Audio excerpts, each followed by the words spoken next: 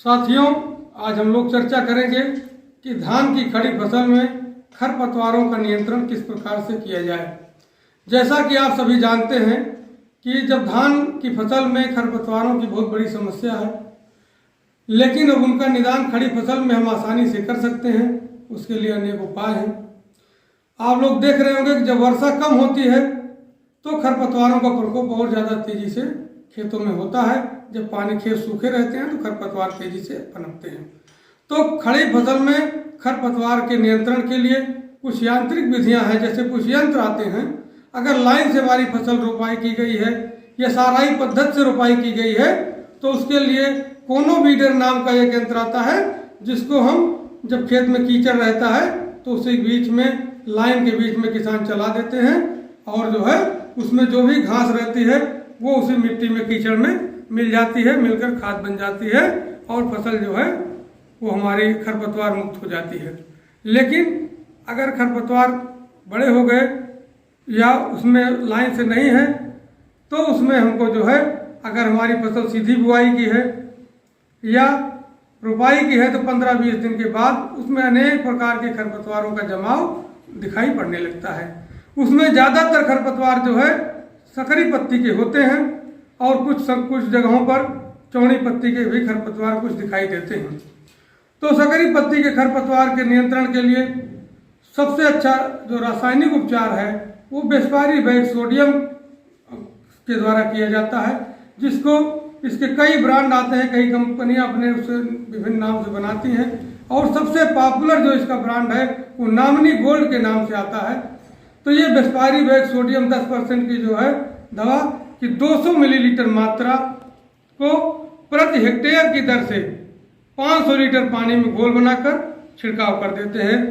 तो इससे क्या होता है कि 7-8 दिन के अंदर जो भी मोथा है, सेवई है, जो भी इस तरह से मिलती जुलती उसमें तमाम सकरी पत्ती के खरपतवार उसमें जमे हुए हैं, वो सब जो है धीरे धीरे पीले हो जाते हैं और उनकी बढ़वार रुक जाती है और हमारी धान की फसल पे कोई प्रभाव नहीं पड़ता।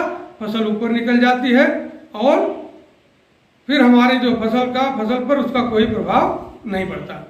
लेकिन अगर उसमें कुछ खरपतवार जो चौड़ी पत्ती वाले हैं वो भी इन दवाओं के प्रभाव से खत्म हो जाते हैं। अगर कोई बहुत जिद्दी प्रकार का खरपतवार है जो चौड़ी पत्ती वाला है, नहीं खत्म हो रहा है, तो मेटसल्फुरान मिथाइल दवा आती है, उसकी 20 ग्राम मात्रा प्रति हेक्टेयर की दर से 500 लीटर पानी में घोल बनाकर एक छिड़काव कर दें।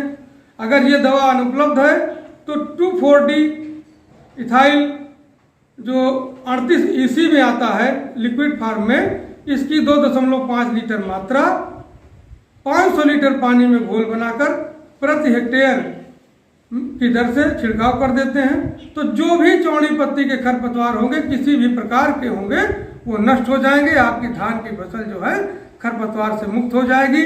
खरपतवारों में जो छुपे रहने वाले हमारे कीड़े मकोड़े हैं उनको रहने की जगह नहीं मिलेगी तो फसलों में कीड़ों का प्रकोप कम होगा। जो हमारे मिलते जुलते धान से मिलती जुलती फसलें हैं, जैसे आपकी सेवई घास है या मोथा है या दूब घास है, फसल में हो जाती है, तो इसमें तमाम जीवाणु जो है या फफूंद के रोग के कारक जो है उसमें छुपे रहते हैं, जो घासों में भी रोग उत्पन्न करते हैं और समय आने पर हमारी फसलों में भी रोग फैला देते हैं।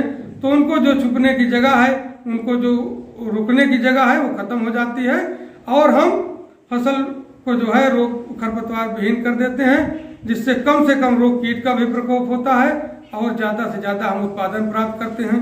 जैसा कि आप लोग जानते हैं कि खरपतवार जो है वो हमारी फसलों से कई गुना ज़्यादा पानी का अवशोषण करते हैं, न्यूट्रिएंट जो हमारे पोषक तत्व हैं उनका अवशोषण करते हैं, जो और जल्दी से अपनी बढ़वार को तीव्र गति से प्रदान करते हुए जल्दी से ही बीज उत्पादन करके अगली पीढ़ी के लिए अपने को सुरक्षित कर लेते हैं। तो इसको अगर समय से नहीं रोका जाता तो जो हम खाद उर्वरक डाल रहे हैं उसका जो है हमारे पौधों को जो है समुचित उपयोग हमारे पौधे नहीं कर पाते हैं और इसका उनके हिस्से का जो आहार है, उनके हिस्सों का जो पोषक तत्व है वो खरपतवार नष्ट कर देते हैं। तो इसलिए जैसे ही हमारी फसल 20-25 दिन की हो जाए, 30 दिन की हो जाए, तभी हमको तुरंत हर हालत में इसका नियंत्रण कर देना है। जब 30-35 दिन के बाद अगर हम नियंत्रण करते हैं, रसायन डालते हैं, तो हमारी जो है उसमें उसका जो दवाओं का प्रभाव है धीरे धीरे वो कम होता है और उतनी प्रभावशाली नहीं रह जाती है। धन्यवाद।